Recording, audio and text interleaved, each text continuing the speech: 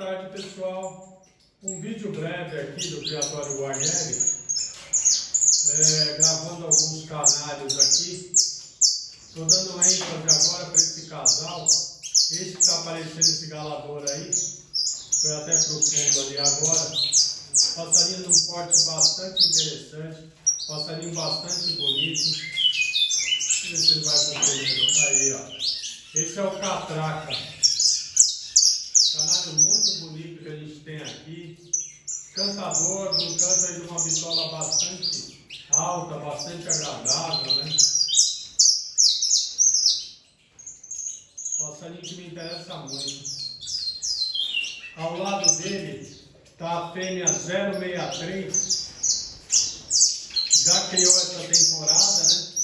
Vou tentar tirar mais uma ainda com ela.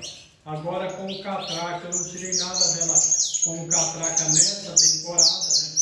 Já tirei em outras, né? Mas nessa não, quero segurar alguma coisa até para mim.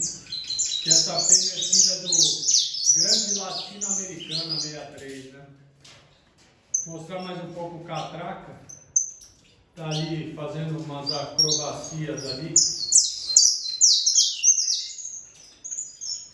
E cantando. Os passarinhos têm um canto que eu gosto.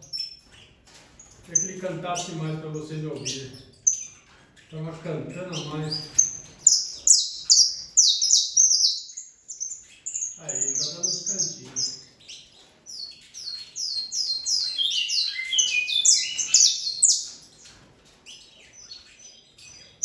Fim do canário. É isso aí, pessoal. Uma excelente tarde.